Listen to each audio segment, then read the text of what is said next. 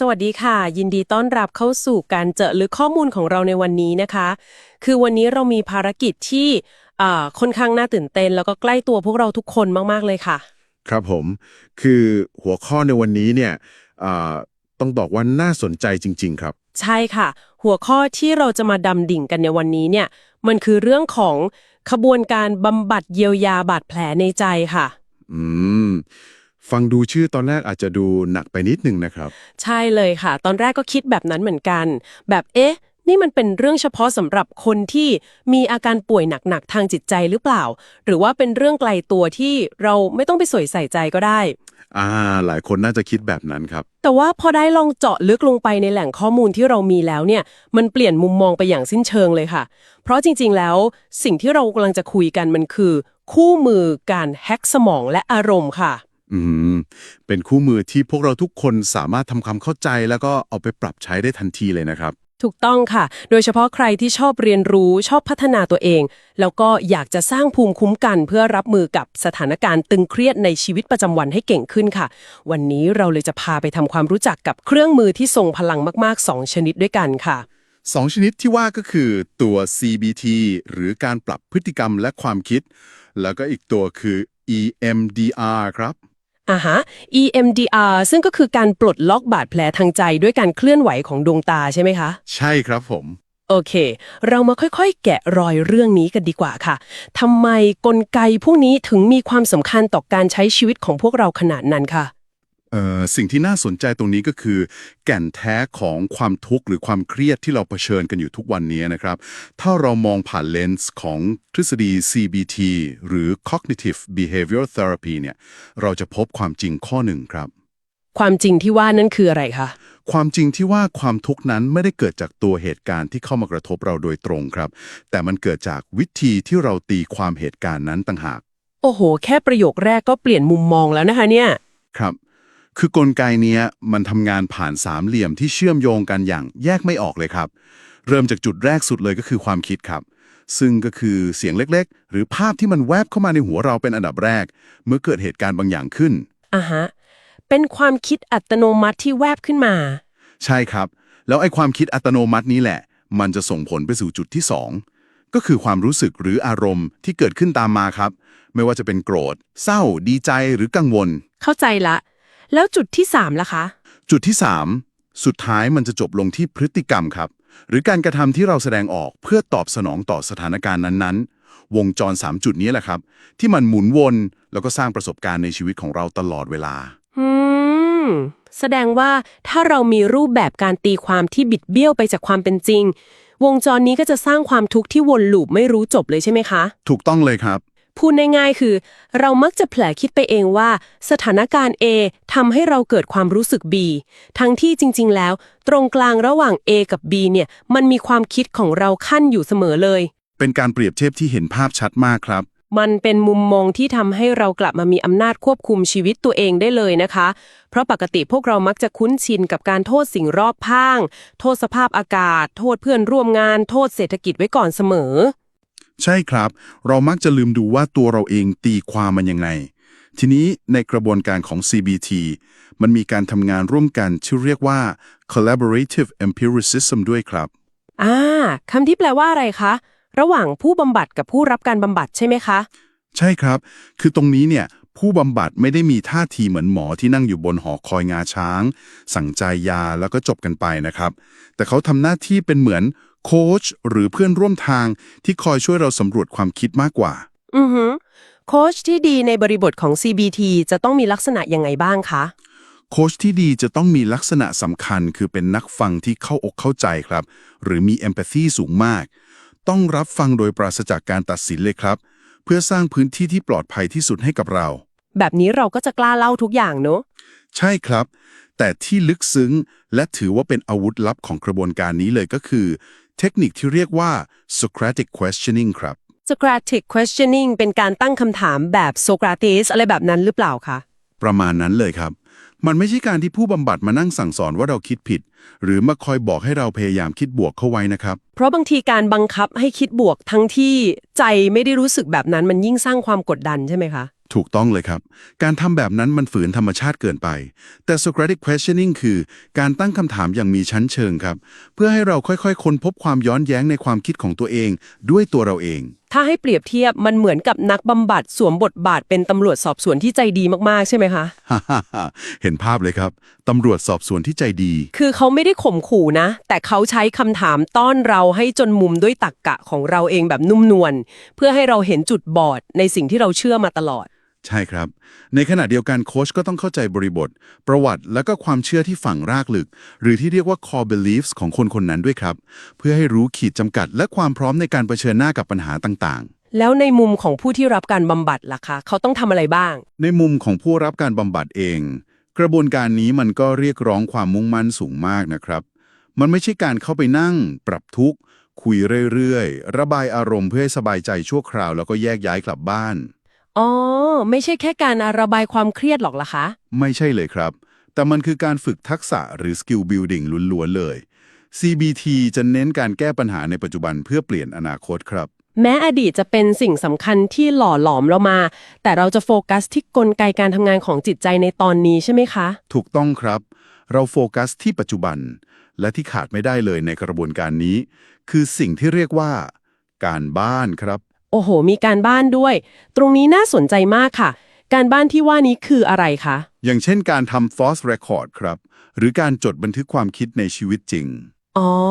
มันคือการย้ายสนามซ้อมจากในห้องบำบัดออกมาสู่โลกความจริงเลยใช่ไหมคะ ใช่เลยครับ เวลาเราเจอเหตุการณ์ที่กระตุ้นอารมณ์ เราต้องหัดจับความคิดตัวเองให้อยู่หมัด จดมันลงไป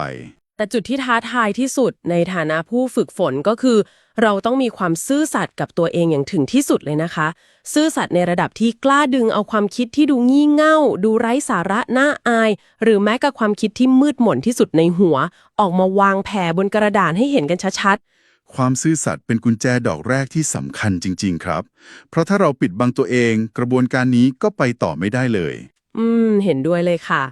เมื่อเรามีความซื่อสัตย์และพร้อมที่จะฝึกฝนแล้ว กระบวนการของ CBT จะถูกขับเคลื่อนอย่างเป็นระบบผ่าน 4 ขั้นตอนหลักๆ ครับ 4 ขั้นตอนมีอะไรบ้างคะ ลองจินตนาการตามนะครับ ขั้นตอนแรกคือ identify หรือการตระหนักรู้ เป็นการฝึกจับกลุ่มความคิดลบอัตโนมัติที่มันขุดขึ้นมาให้ทันครับ จับความคิดให้ทันเป็นอันดับแรก ครับ ขั้นตอนที่ 2 challenge หรือการโต้แย้ง คือการทำตัวเป็นทนายความซักค้านความคิดนั้น หาหลักฐานในโลกความเป็นจริงมาตรวจสอบมันครับ หาหลักฐานมาสู้กับความคิดตัวเองเนาะ ใช่ครับ ขั้นตอนที่ 3 restructuring คือการปรับโครงสร้างความคิดใหม่ ให้ตั้งอยู่บนพื้นฐานของความจริงและมีความยืดหยุ่นมากขึ้น activation คือการลงมือปรับพฤติกรรมครับ ลองทำสิ่งใหม่ๆ เพื่อสลายวงจรความกลัวหรือความเศร้าเดิมๆทิ้งไปครับ เพื่อให้เห็นภาพการทำงานของ 4 ขั้นตอนนี้แบบจับต้องได้ที่สุด เรามาลองดูสถานการณ์จำลองสุดคลาสสิกในที่ทำงานกันดีกว่าค่ะ เชื่อว่าหลายคนน่าจะเคยเจอความรู้สึกคล้ายๆแบบนี้ สถานการณ์แบบไหนดีครับ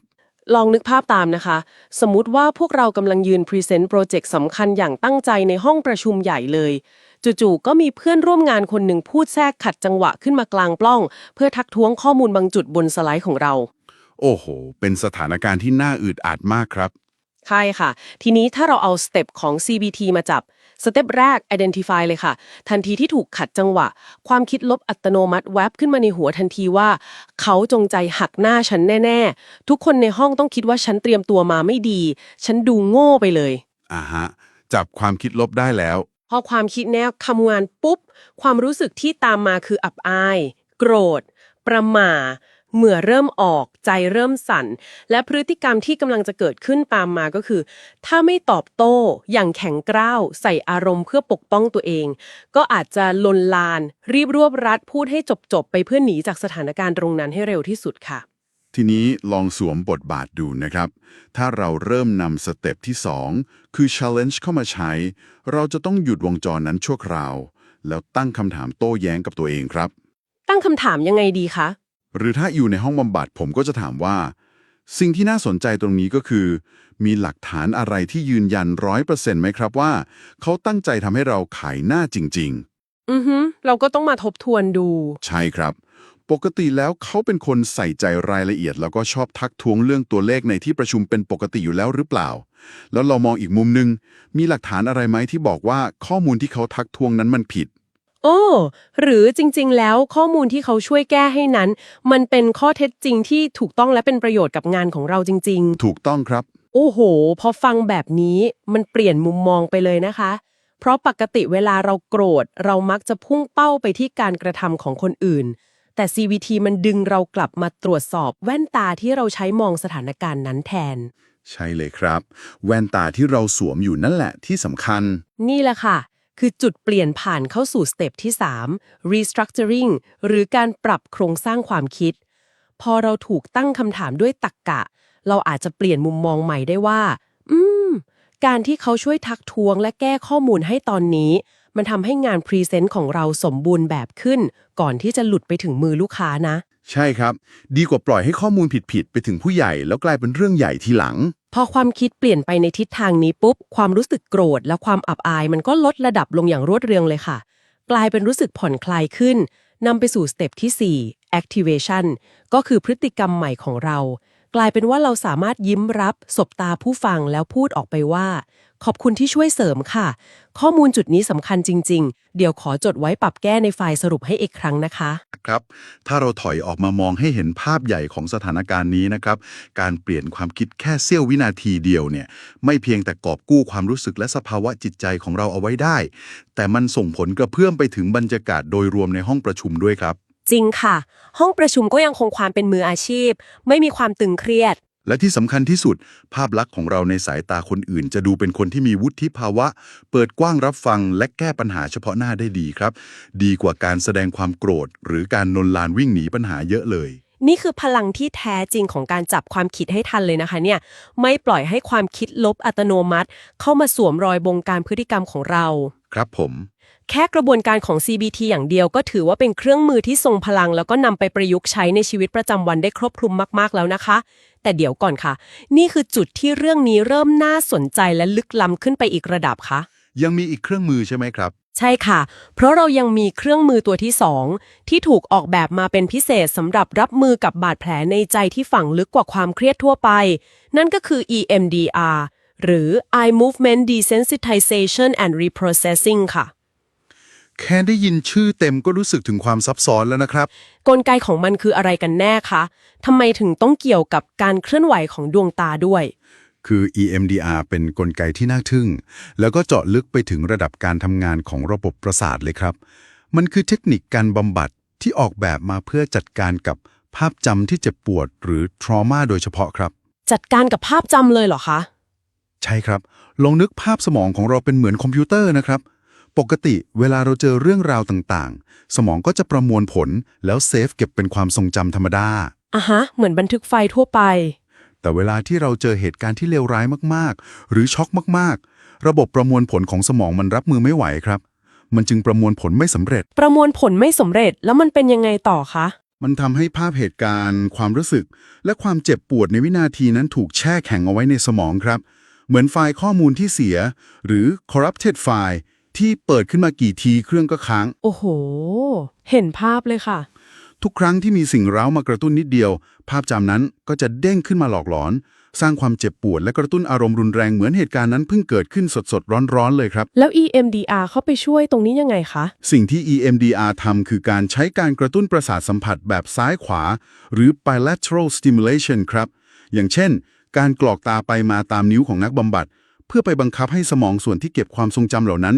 กลับมาทำงานและประมวลผลไฟล์ที่ค้างอยู่นั้นใหม่ให้เสร็จสมบูรณ์ครับ เพื่อให้มันเซฟทับไปใหม่เหรอคะ เพื่อให้มันถูกเซฟเก็บเข้ากรุไปเป็นเพียงแค่อดีตครับและลดทอนความเจ็บปวดลงในที่สุด ฟังดูเหมือนการกดปุ่ม refresh รัวๆ เพื่อบังคับให้สมองโหลดไฟล์ความทรงจำนั้นให้เสร็จเลยนะคะ เปรียบเทียบได้ดีมากครับ กด refresh ให้โหลดจนเสร็จ ซึ่งกระบวนการนี้มันไม่ได้ทำแบบสเปะสปะนะคะ แต่มีโครงสร้าง 5 ขั้นตอนที่ชัดเจนมาก เริ่มจากขั้นตอนที่ 1 preparation หรือการเตรียมความพร้อม ขั้นตอนนี้สำคัญมากในการสร้างความเชื่อใจกับนักบำบัดค่ะ และผู้รับการบำบัดต้องเรียนรู้วิธีผ่อนคลายอารมณ์ให้เป็นก่อน ใช่ครับ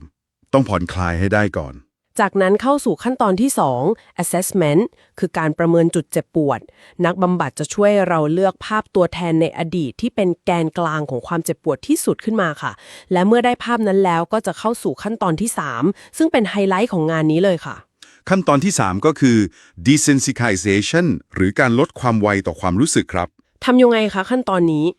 ในขั้นตอนนี้ผู้รับการบำบัดจะต้องนึกถึงภาพเหตุการณ์ที่เจ็บปวดนั้น ดึงความรู้สึกแย่ๆนั้นขึ้นมา ไปพร้อมๆกับการกรอกตาซ้ายขวาครับ หรืออาจจะใช้การเคาะเบาๆที่มือซ้ายสลับขวา ตามจังหวะการนำของนักบำบัดให้ทำ2 อย่างนี้พร้อมกันเลยเหรอคะใช่ครับการทำ2 อย่างนี้พร้อมกันจะไปดึงทรัพยากรของสมองทำให้ความคมชัดของภาพที่เจ็บปวดนั้นค่อยๆเบลอลงสมองจะเริ่มร้อยเรียงเรื่องราวใหม่ความเจ็บปวดที่เคยพุ่งปรี๊ดจะค่อยๆทุเลาลงครับอ๋อพอทรัพยากรสมองถูกแบ่งไปดึงความสนใจเรื่องการกรอกตาความรู้สึกมันก็เลยเบาลงครับผมและเมื่อความเจ็บปวดจากภาพนั้นเบาบางลงจนถึงระดับที่ปลอดภัยแล้วก็จะเข้าสู่ขั้นตอนที่ 4ซึ่งก็คือ installation หรือการติดตั้งความเชื่อใหม่ค่ะคล้ายๆกับการลงซอฟต์แวร์ตัวใหม่ทับลงไปนั่นแหละค่ะติดตั้งยังไงครับสมมุติว่าเหตุการณ์ในอดีตทำให้เราฝังใจเชื่อมาตลอดว่าฉันมันอ่อนแอฉันปกป้องตัวเองไม่ได้ในขั้นตอนนี้เราจะนำความเชื่อใหม่ที่สร้างสรรค์ก็เดิมเช่นเหตุการณ์นั้นจบลงแล้วและตอนนี้ฉันปลอดภัยฉันเอาตัวรอดมาได้เข้าไปเชื่อมโยงกับภาพจำนั้นแทนค่ะเป็นการรีไรต์โปรแกรมใหม่เลยนะครับใช่ค่ะและปิดท้ายด้วยขั้นตอนที่ 5 body scan คือการสำรวจร่างกายตัวเองตั้งแต่หัวจรดเท้าเช็คดูว่าพอนึกถึงเหตุการณ์นั้นแล้วร่างกายยังมีส่วนไหนที่เกร็งมีอาการบีบรัดที่หน้าอกหรือรู้สึกไม่สบายหลงเหลืออยู่อีกไหมเพื่อให้แน่ใจว่าบาดแผลนั้นถูกเคลียร์ออกจากทั้งจิตใจและร่างกายอย่างสมบูรณ์แบบค่ะแต่ตรงนี้เราต้องขอเบรกและปักธงแดงตัวโตๆไว้เลยนะครับธงแดงเรื่องอะไรคะข้อควรระวังที่สำคัญที่สุดขั้นเด็ดขาดคือ EMDR ห้ามนำไปลองทำเองที่บ้านเด็ดขาดครับอ้าวทำไมล่ะคะบางคนอาจจะเห็นคลิปวิดีโอในอินเทอร์เน็ตและอยากวองกรอกตาตามเพื่อรักษาอาการกระทบกระเทือนจิตใจตัวเองสิ่งนี้อันตรายมากครับและต้องทำโดยผู้เชี่ยวชาญอย่างเช่นจิตแพทย์หรือนักจิตวิทยาคลินิกที่ผ่านการอบรมเฉพาะทางมาอย่างเข้มข้นเท่านั้นครับทำไมมันถึงอันตรายขนาดนั้นคะในเมื่อมันดูเป็นแค่การนึกถึงภาพแล้วกรอกตาไปมากลไกของมันสามารถสร้างผลกระทบที่รุนแรงได้อย่างไงต้องอธิบายอย่างนี้ครับการทำ EMDR มันไม่ใช่แค่การคิดทบทวนธรรมดาแต่มันคือการจงใจเดินเข้าไปเปิดกล่องแพนโดร่าแตะปมในใจที่เจ็บปวดและเปราะบางที่สุดครับโอ้โหเปิดกล่องแพนโดร่าเลยหากทำโดยไม่มีผู้เชี่ยวชาญคอยประเมินจังหวะและไม่มีเทคนิคการควบคุมอารมณ์ที่แข็งแรงพอมารองรับมันมีความเสี่ยงสูงมากที่ผู้รับการบำบัดจะเกิดอาการที่เรียกว่า flooding ครับ flooding คืออาการแบบไหนคะคือถูกความทรงจำอันเลวร้ายนั้นหลอกหลอนท่วมท้นจนคุมสติไม่อยู่ครับซึ่งนอกจากไม่ช่วยเยียวยาแล้วยังอาจทำให้อาการแย่ลงกว่าเดิมหรือเกิดสภาวะบอบช้ำทางจิตใจซ้ำสองหรือ re-traumatization ได้เลยครับน่ากลัวมากเลยนะคะเนี่ยนอกจากนี้ความพร้อมของระบบประสาทแต่ละคนไม่เท่ากันด้วยครับบางคนที่มีบาดแผลลึกมากๆและเรื้อรังมายาวนานอาจจะยังไม่พร้อมที่จะทำ EMDR ทันทีแล้วแบบนี้ต้องทำยังไงก่อนคะนักบำบัดอาจจะต้องให้เริ่มต้นด้วยการทำ CBT เพื่อสร้างความแข็งแรงในการรับมือกับความคิดและอารมณ์ให้พื้นฐานจิตใจมั่นคงก่อนถึงจะค่อยขยับไปทำ EMDR ได้อย่างปลอดภัยครับชัดเจนมากค่ะเป็นเครื่องมือที่ทรงพลังแต่ก็ต้องอาศัยผู้เชี่ยวชาญในการควบคุมพวงมาลัยอย่างใกล้ชิดทีนี้ถ้าเราเอาเครื่องมือทั้ง2ตัวนี้คือกำปั้นเหล็กอย่าง CBT และกุญแจสะเดาะรหัสอย่าง EMDR มากางเทียบกันเพื่อให้เห็นภาพรวมที่ชัดเจนขึ้นมาลองเปรียบเทียบกันดูครับ CBT จะมีจุดเด่นคือการทำงานกับปัจจุบันเน้นการใช้เหตุผลและตรรกะในการโต้แย้งความคิดที่บิดเบือนเหมาะอย่างยิ่งกับอาการซึมเศร้าวิตกกังวลหรือย้ำคิดย้ำทำค่ะในขณะที่ EMDR จะเน้นดำดิ่งลงไปจัดการกับอดีตครับทำงานกับภาพจำและระบบประสาทโดยตรงโดยอาศัยการกระตุ้นสมองระดับกายภาพเหมาะกับบาดแผลทางใจที่รุนแรงอาการ PTSD หรือพวกภาพติดตาต่างๆที่เหตุผลธรรมดาเอาไม่อยู่ครับแล้วมันสามารถใช้คู่กันได้ไหมคะได้เลยครับบ่อยครั้งในโลกของการบำบัดจริงเครื่องมือทั้งสองนี้สามารถนำมาใช้ผสมผสานกันได้อย่างมีประสิทธิภาพสูงมากตัวอย่างเช่นเคสของคนที่กลัวการขับรถอย่างรุนแรงเพราะเคยประสบอุบัติเหตุทางรถยนต์มาก่อนเคสแบบนี้น่าจะได้บ่อยเลยนะคะ ครับ ในกรณีนี้เมื่อเขาเห็นรถหรือแค่เข้าไปนั่งหลังพวงมาลัย ร่างกายจะเกิดปฏิกิริยาอัตโนมัติ ใจสั่น เหงื่อแตก หายใจไม่ออก เพราะภาพรถชนมันทำงานทันที แล้วเราจะใช้เหตุผลบอกเขาได้ไหมคะ กรณีแบบนี้การพยายามบอกตัวเองด้วยเหตุผลว่า รถรุ่นนี้ปลอดภัยขับช้าๆไม่เป็นไรหรอก มันแทบไม่ได้ผลเลยครับ เพราะร่างกายมันเข้าสู่โหมดหนีตายไปแล้ว จริงด้วยค่ะ ตอนนั้นคงไม่รับฟังเหตุผลอะไรแล้ว ดังนั้นต้องเริ่มกระบวนการบำบัดที่ EMDR ก่อนครับ เพื่อเข้าไปปลดล็อกและจัดการกับภาพจำความทรงจำที่แตกสลายนั้น ให้ระบบประสาทส่วนกลางและอาการสั่นกลัวทางร่างกายสงบลงเสียก่อน พอร่างกายสงบแล้วก็ค่อยไปต่อใช่ไหมคะ ใช่ครับ พอภาพจำไม่มากระตุ้นให้ตื่นตระหนกแล้ว ถึงจะเอา CBT เข้ามาช่วยในสเต็ปต่อไป เพื่อปรับกระบวนการคิดและสร้างความมั่นใจด้วยเหตุผลว่า เรามีทักษะการขับรถที่ดี และเราสามารถควบคุมความปลอดภัยได้ครับ เป็นการทำงานร่วมกันที่สมบูรณ์แบบมากค่ะ เคลียร์ระบบฮาร์ดแวร์ก่อน แล้วค่อยมาอัปเดตซอฟต์แวร์ทีหลัง และเพื่อให้เข้าถึงประสบการณ์ที่หลายคนน่าจะอินกันสุดๆ เราลองมาดูอีกเคสตัวอย่างหนึ่งที่พบได้บ่อยมากในวัยทำงานกันดีกว่าค่ะ เคสอะไรครับ นั่นคืออาการ imposter syndrome ค่ะ หรือโรคที่ชอบคิดว่าตัวเองไม่เก่ง รู้สึกว่าตัวเองเป็นตัวปลอม เป็นนักต้มตุ๋นในที่ทำงาน ทั้งที่ความจริงก็ทำงานได้ดี อ๋อ โรคคิดว่าตัวเองไม่เก่ง ใช่ค่ะ อาการแบบนี้เหมาะกับการใช้ CBT เดี่ยวๆ เข้ามาจัดการมากๆ ค่ะ สมมุติว่ากำลังรู้สึกว่าโปรเจกต์ใหญ่ที่เพิ่งจบไปและได้คำชมมากๆ เนี่ย ที่มันสำเร็จเพราะแค่ฟลุก หรือไม่ก็เพราะคนอื่นช่วยทั้งห่าง ฉันไม่ได้เก่งอะไรเลย เดี๋ยวมันต้องมีคนจับได้แน่ๆ ความคิดแบบนี้บั่นทอนสุดๆ เลยนะคะ ใช่ครับ ความคิดแบบ imposter syndrome คือตัวอย่างชั้นดีของการตีความที่บิดเบือนเลยครับ ถ้าเราใช้ CBT เราจะไม่ปล่อยให้ความรู้สึกนั้นลอยกวนครับ เราจะจับความคิดที่ว่าฉันแค่ฟลุกมาวางบนโต๊ะตรวจสอบ ตรวจสอบยังไงคะทีนี้ แล้วถามหาหลักฐานแบบทนายความเลยครับ มันฟลุกจริงหรือเปล่า ลองกางดูเนื้องานสิครับ แล้วสถิติยอดขายที่ทำทะลุเป้ามา3 ไตรมาสติดล่ะ ฟลุกด้วยไหม รายงานที่นั่งวิเคราะห์เองจนดึกดื่นล่ะ ใครทำ ซัดด้วยหลักฐานล้วนๆ เลยนะคะเนี่ย ครับ การซักค้านและโต้แย้งด้วยหลักฐานเชิงประจักษ์แบบนี้แหละครับ ที่จะทำลายวงจร imposter syndrome เพราะมันเอาข้อเท็จจริงที่เย็นชาและจับต้องได้มางัดข้อกับความรู้สึกที่ไร้เหตุผลจนแตกพ่ายไปครับ การเอาหลักฐานความสำเร็จจริงๆ ของตัวเองมางัดข้อกับความรู้สึกแย่ๆ เนี่ย มันสะใจดีนะคะ เหมือนเราได้ยืนหยัดปกป้องคุณค่าของตัวเองจากเสียงวิจารณ์ในหัวของเราเองเลย แน่นอนครับ และถ้าเราจะสรุปแก่นสำคัญที่สุดจากข้อมูลทั้งหมดที่เราเจาะลึกกันมา ไม่ว่าเราจะเผชิญกับปัญหาความเครียดในปัจจุบันที่ต้องใช้ CBT หรือบาดแผลลึกในอดีตที่ต้องใช้ EMDR เข็มทิศนำทางที่สำคัญที่สุดก็คือ ความซื่อสัตย์ครับ ความซื่อสัตย์ต่อตัวเอง ใช่ครับ ความก้าวหน้าในการบำบัดเยียวยาบาดแผลในใจทุกรูปแบบ ไม่ได้อาศัยแค่เทคนิคที่ล้ำสมัย แต่ต้องอาศัยความกล้าหาญอย่างยิ่งยวดที่จะเผชิญหน้ากับความจริง ทั้งความจริงของความคิดลบที่เราแอบซ่อนไว้ลึกๆ และความจริงของภาพความเจ็บปวด ที่เราพยายามวิ่งหนีมาตลอดชีวิต ซึ่งแน่นอนว่าทั้งหมดนี้เป็นกระบวนการที่ควรทำในพื้นที่ที่ปลอดภัย และได้รับการประคับประคองอย่างเหมาะสมนะคะ ถูกต้องที่สุดครับ แล้วทั้งหมดนี้มันมีความหมายยังไงสำหรับพวกเราที่กำลังใช้ชีวิตประจำวันเผชิญหน้ากับความเครียดความกดดัน หรือความสัมพันธ์ที่ซับซ้อน ส่วนตัวมองว่าข้อมูลเหล่านี้มันมอบแผนที่ในการสำรวจจิตใจตัวเองให้กับเราค่ะ เป็นแผนที่ที่นำทางเราไปสู่ความเข้าใจตัวเองนะครับ ใช่ค่ะ มันทำให้เรารู้ทันกลไกของสมอง และตระหนักได้ว่าเราไม่จำเป็นต้องตกเป็นทาสของความคิดลบอัตโนมัติที่แวบเข้ามา หรืออารมณ์ที่พุ่งปรีดขึ้นมาบงการชีวิตเรา เรามีสิทธิ์ที่จะกดปุ่มหยุดชั่วคราว ตั้งคำถามกับตัวเอง และปรับโครงสร้างมุมมองนั้นใหม่ได้เสมอ มันคือการทวงคืนสิทธิและอำนาจในการควบคุมทิศทางชีวิตตัวเองกลับมาอย่างแท้จริงค่ะ และเพื่อเป็นการต่อยอดจากเรื่องราวทั้งหมดที่เราได้ร่วมเดินทางทำความเข้าใจกันมา ทั้งการปรับความคิดด้วยการหาหลักฐานแบบ CBT และการใช้ดวงตาเพื่อเข้าไปรีไรต์ความทรงจำที่เจ็บปวดแบบ EMDR มีข้อคิดอะไรทิ้งท้ายไหมคะ มันน่าคิดทบทวนดูเหมือนกันนะครับว่าบุคลิกภาพบางอย่าง ความกลัวบางชนิด หรือความรู้สึกไม่มั่นใจลึกๆ ที่เรายึดถือและบอกกับตัวเองมาตลอดชีวิตว่า สิ่งเหล่านี้คือตัวตนหรือเนื้อแท้ของเรา ตัวตนของเรา แท้จริงแล้ว